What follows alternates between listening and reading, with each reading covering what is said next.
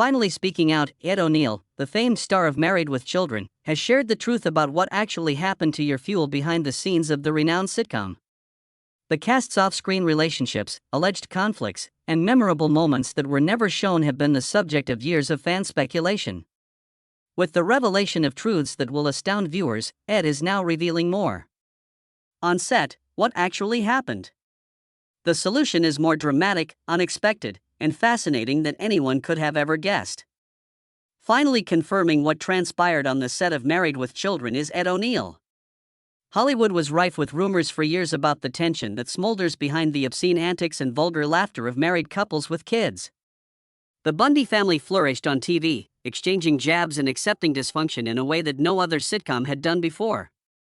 However, one specific feud off-screen seems to reflect that same turbulent energy. This time, though, it wasn't pre-arranged. The show's star Ed O'Neill, who plays Al Bundy, has finally alluded to the actual events. His disclosure also illuminates a divide that fans had been speculating about for decades. By no means were all the actors at odds. According to most reports, O'Neill had a close bond with his TV family. David Faustino, Katie Sagal, and Christina Applegate have all talked about their almost immediate chemistry. Sagal even described how the show tested out various actors to play the Bundy children during the pilot stage. However, there was no spark. Only when Applegate and Faustino took over, shortly before the show's formal spring premiere, did it come to life. The four of them formed a bond right away, which helped the show last for 11 seasons until its conclusion in 1997. However, while that chemistry kept the Bundys together, O'Neill and Amanda Bears, who played their abrasive neighbor Marcy, were developing a much less amicable relationship. O'Neill's own account claims that the animosity developed gradually rather than all at once. Their personalities just didn't mesh well. His tough, direct style on set contrasted with Bear's growingly assertive demeanor. Both of them threw insults at each other until O'Neill lost it and threatened to use his star status to have her kicked off the show. The tension finally boiled over in a makeup room argument. It is noteworthy that he never apologized for his overall dislike of her, even though he has now acknowledged that he regrets pulling rank in that manner. For him, the hostility was genuine and not merely the result of many days of filming. Bear's decision to get married while the show was airing widened the gulf. She invited almost every member of the cast and crew to her wedding, with the exception of Faustino and O'Neill. Upon being questioned, she allegedly admitted to O'Neill that she was afraid he would laugh, as she wore similar tuxedos to the wedding with her wife. "I will not," O'Neill vowed. Even his alleged attempt at certainty was accompanied by a smirk that he was unable to conceal. Because of Bear's seclusion, it became brutally evident how strained their relationship had become. The idea that O'Neill's actions might be a sign of something more serious fueled more conjecture. Did he find Bear's sexuality offensive?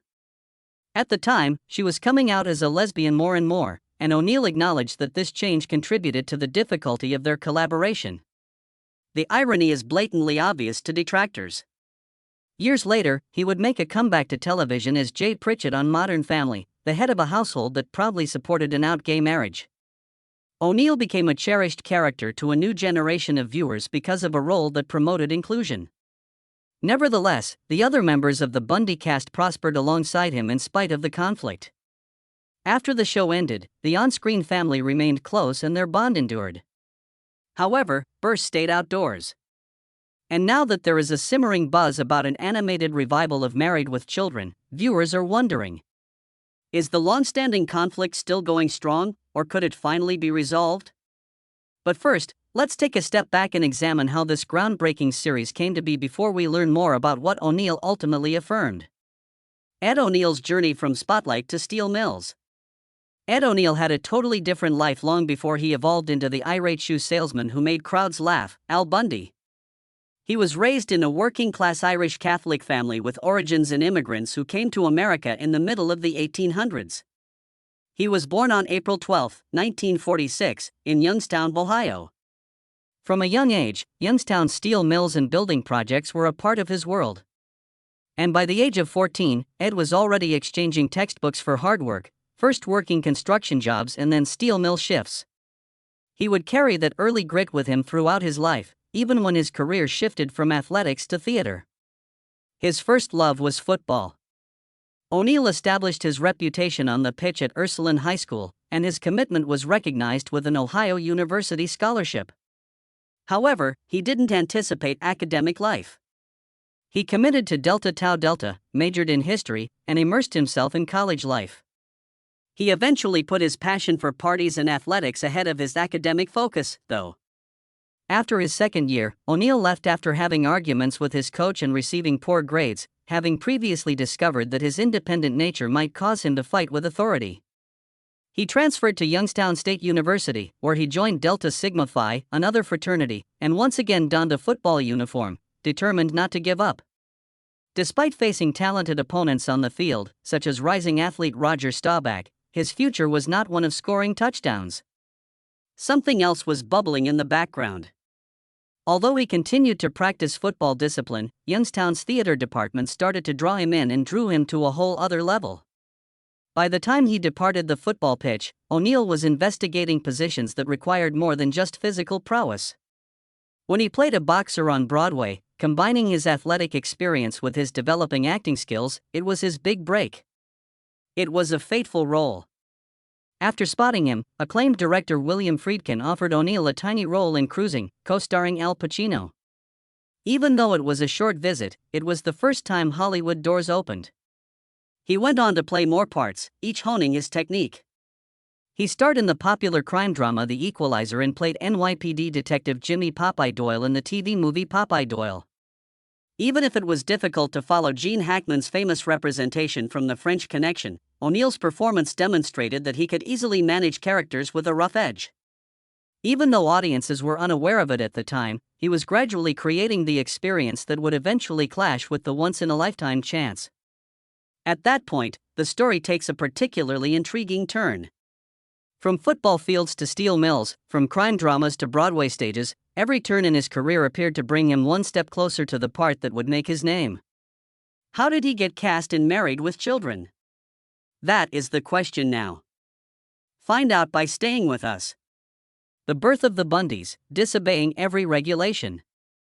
An entirely other style of show was subtly developing from the time Ed O'Neal started to gain popularity on television. The polished, picture-perfect family that dominated primetime was the last thing that writers Ron Levitt and Michael G. Moy wanted to be involved with when they came down to write their sitcom. The benign lessons of The Cosby Show and other such series, where each episode concluded cleanly with love and wisdom, became accustomed to audiences. Moy and Levitt, however, were intent on burning that recipe. Their project would delve deeply into dysfunction, initially playfully titled Not the Cosbys. Using coarse, unrepentant, and cutting enough humor to make viewers squirm while laughing, it would highlight the shortcomings of a poor, lower-middle-class family. Timing was what enabled them to realize their vision. In the late 1980s, Fox was still a young network that was eager to differentiate itself from ABC, NBC, and CBS. Fox saw opportunity where long-standing titans perceived threat. Instead of limiting the authors, executives pushed them to go beyond, embracing sarcasm, innuendo, and scenarios that no other network would dare broadcast. The Bundys, a family unlike any other to enter American living rooms, were made possible by that audacity. It was vital to cast this strange clan. To play the part of Al Bundy, the resentful shoe salesman with countless complaints, auditions had drawn dozens of actors.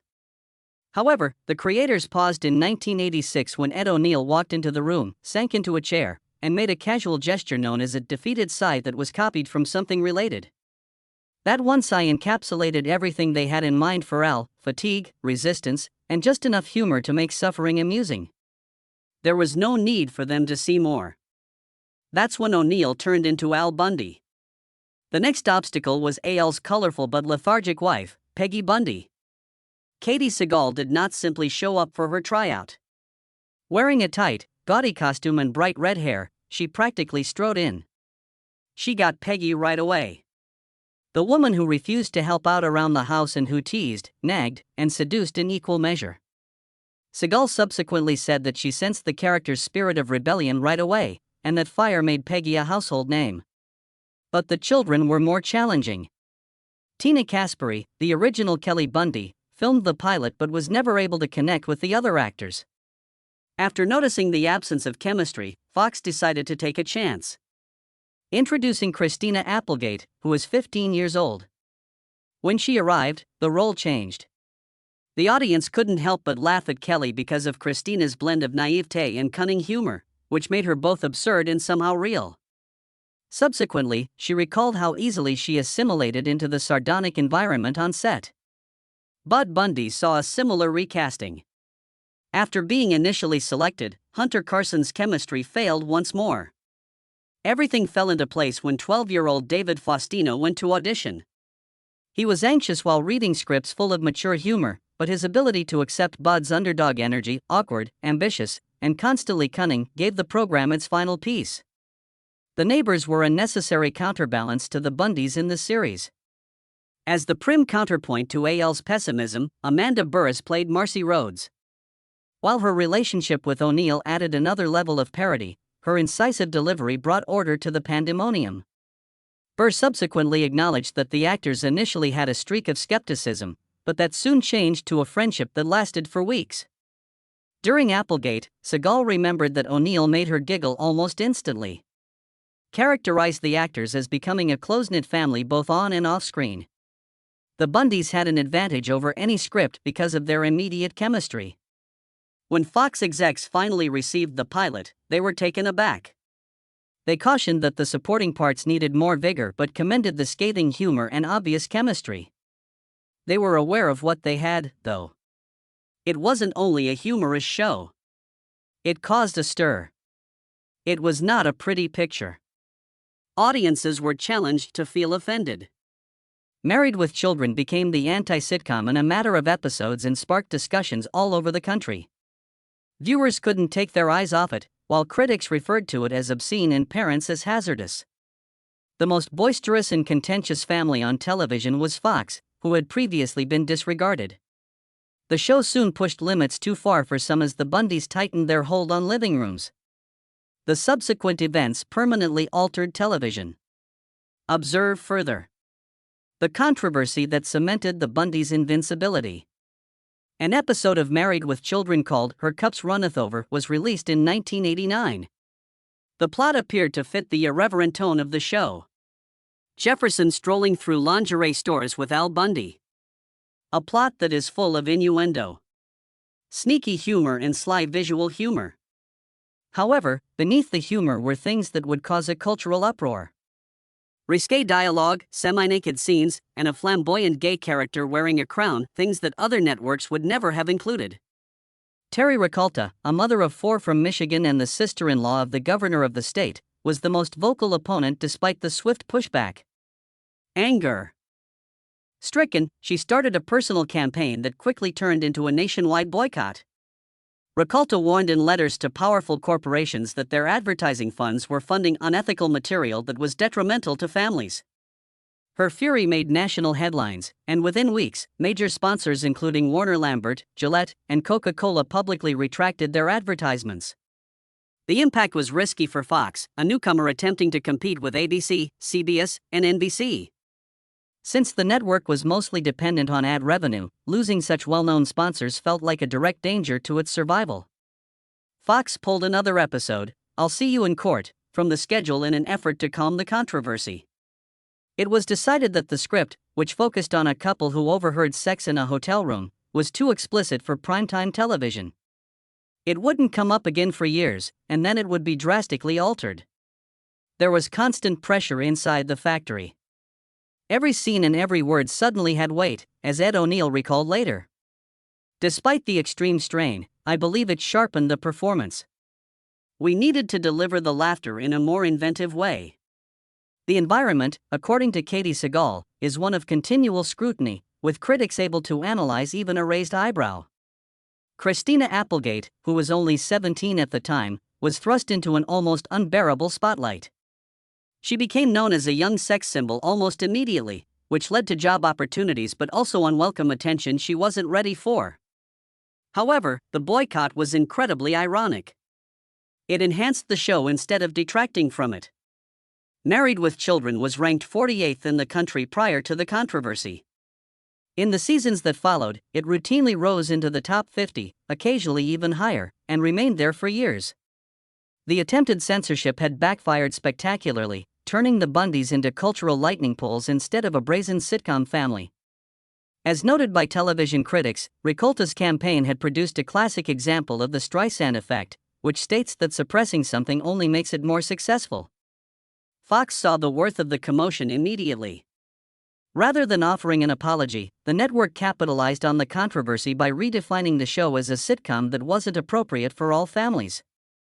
In order to distinguish the Bundys from sanitized TV families like the Huxtables, it became a cunning marketing tactic and a badge of honor.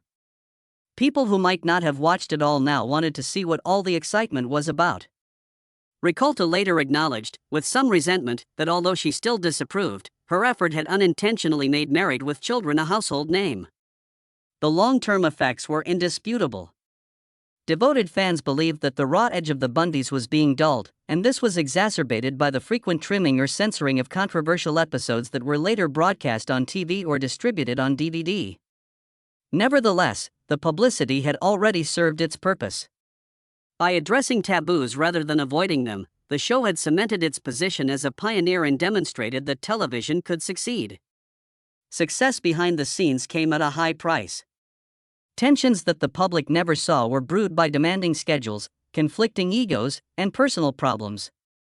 Unrest off camera became unavoidable as the Bundys roared on film. The next explosion will surprise you. Make sure not to miss it. The Dark Side of Laughter. When the Married with Children cast was featured in a special issue of TV Guide in 1989, it was one of the first fractures. The only people on the cover were Ed O'Neill and Katie Sagal, which shocked Amanda Barris and David Garrison, who played Marcy and Steve Rhodes. Amanda felt marginalized by the exclusion, but Ed remained silent and later acknowledged years later that his lack of resistance had been a mistake. It left a more permanent impression than I had anticipated. As their working relationship cooled, the divide widened even more by 1993. Ed was purposefully left off of Amanda's wedding guest list, as she would later explain, that he might cause discomfort to others. In subsequent interviews, Ed made little attempt to conceal his resentment, which he perceived as a personal slight. The narrative behind the scenes was not just about tension. What started out as a professional snub had become a permanent estrangement.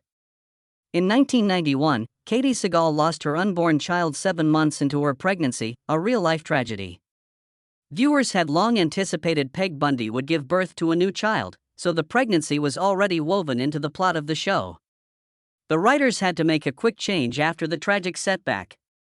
This strange episode was designed to prevent Katie from experiencing her loss again by rewriting the planned arrival of a Bundy baby as nothing more than an owl dream sequence. She later referred to it as the most agonizing time in her life, despite finding support from her co-workers. People discreetly gathered in support of her. The next year, an attempt was made to bridge that gap, which only made things worse. In an attempt to breathe new life into the plot, authors brought in Seven, Peggy's young nephew, in 1992. However, fans rebelled. The persona was ridiculed in the influx of letters as being unwelcome and invasive. After just one season, Seven left the show due to the intense response, without ever being given a screen explanation. As a reminder that the Bundy formula was too clear-cut and unique to be altered, it turned into one of the show's rare creative blunders. The environment was anything but easy, even on typical filming days. Every episode was shot in front of almost 3,000 viewers, which ensured sincere laughing but also put constant pressure on the actors. The group had to perform flawlessly on their first try, and they were under continual observation. Ed O'Neill was mostly responsible for the physical humor, frequently putting on pratfalls, fictitious fights, and extravagant antics. Over time, he developed a number of minor injuries, which were a secret consequence of Al Bundy's sulky demeanor. It was an even greater emotional burden for Katie. After losing, she had to return to the stage and assume Peg's sardonic, sharp-tongued demeanor while acting as though nothing had changed. Her on-screen humor and her actual anguish were so different from one another that it was clear how much the actors sacrificed to keep the show going. Despite this, there were times when the tension felt quite warm.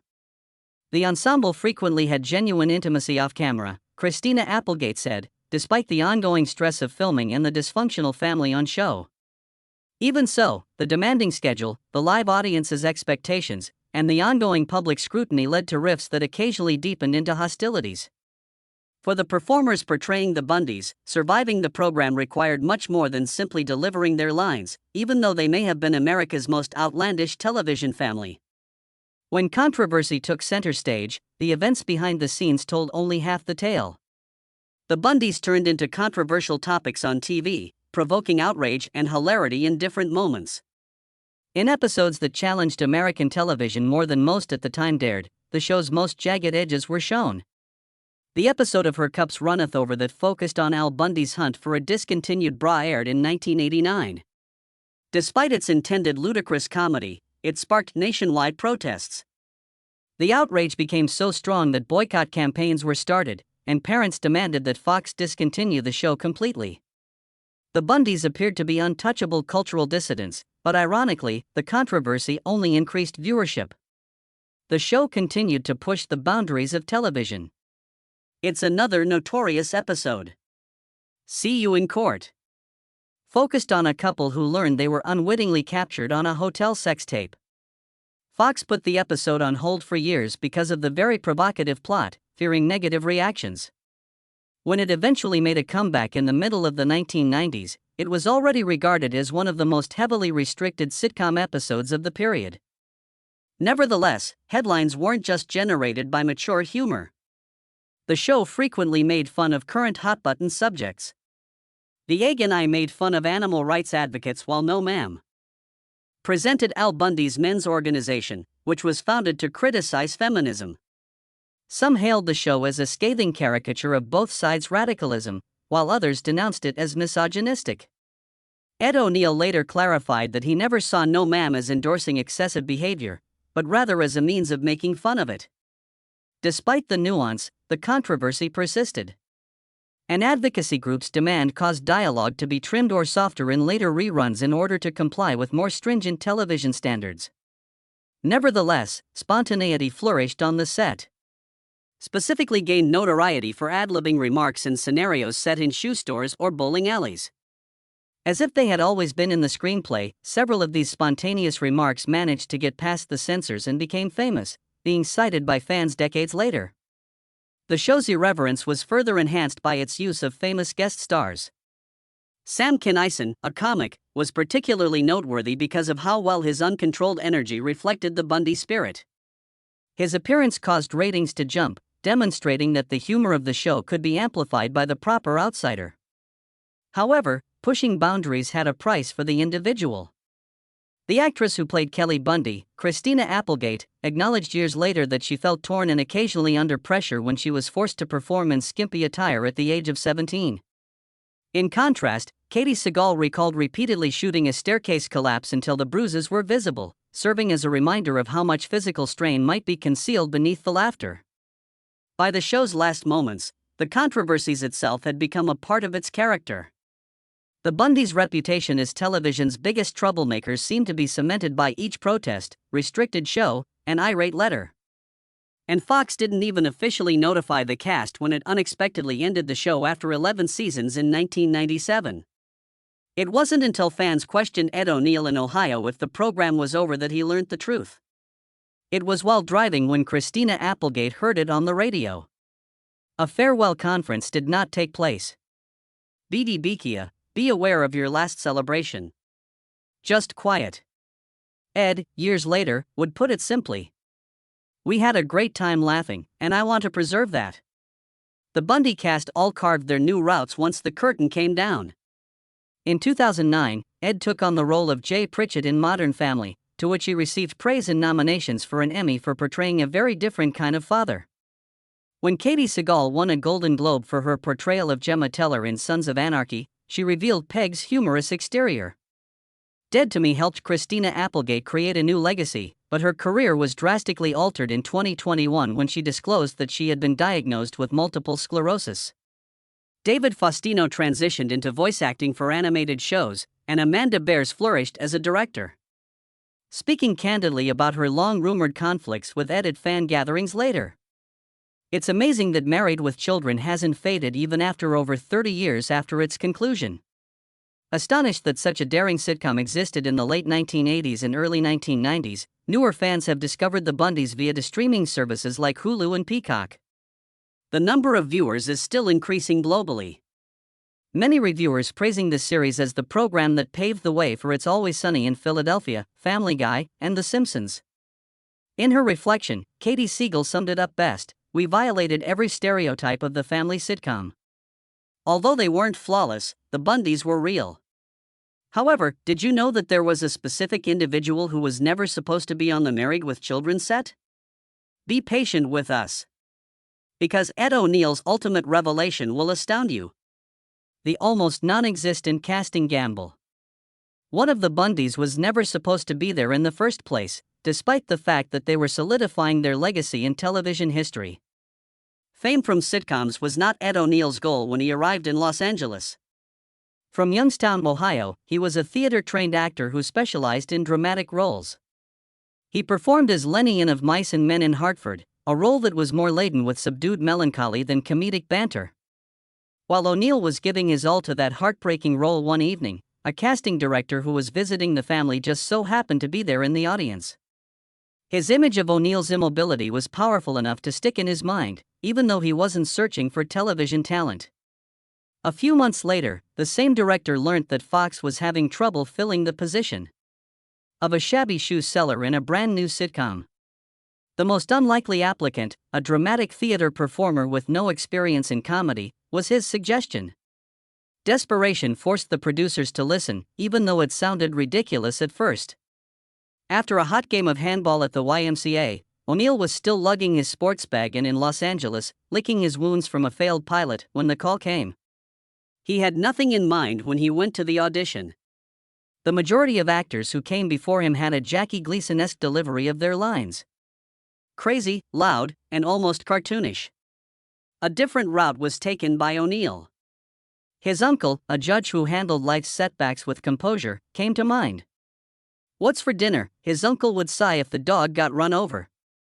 Al Bundy was read by O'Neill in the same tone. As a man who was more defeated than angry, accepting that life would never improve. The producers, Michael Moy and Ron Levitt, started giggling. They saw Al Bundy for the first time as a man whose resentment made him humorous rather than as a clown. They knew they had their lead right away, but Fox execs only saw danger. One of Rupert Murdoch's most trusted individuals, Barry Diller, thought that O'Neill's casting was insane. He thought Katie Siegel, who had already been selected as Peggy Bundy, was ideal. As for Ed, Diller told them bluntly, "You can do a hell of a lot better for the guy." He believed it would be disastrous to wager millions on an unidentified dramatic actor. The producers were uncompromising. According to their argument, O'Neill's portrayal gave the character a distinct and genuine quality. Diller was quick to respond. "Your funeral." The majority would have interpreted it as an order to dismiss O'Neill. Reluctantly, the producers decided to keep him. In retaliation, Diller cut the show's order. As a pricey test run, Fox would only finance one episode rather than 12. The series would be buried without fanfare and O'Neill would fade back into oblivion if the pilot flopped. The fact that O'Neill himself was unaware of it added to its brutality. Everyone else on set felt the pressure mounting, but he didn't know that some of the most influential men in television were betting against him when he taped that first episode. Long after Married with Children had aired for 11 seasons and made O'Neill a household name, he was reunited with Barry Diller by fate. The unknown Fox had once dreaded was no longer O'Neill, who by that time had appeared in films like Dutch. Diller said, very nonchalantly, "I was wrong about you. We all create them," O'Neill said quietly, never one to boast. That silent conversation concealed the reality of how nearly it never happened. It was never intended for Ed O'Neill to play the tired, sardonic Al Bundy, the character that shaped his career. But what are your thoughts? Did Ed O'Neill end up being Al Bundy's best option or the secret weapon that kept married couples with kids safe? Please share your ideas with us. Remind yourself to subscribe.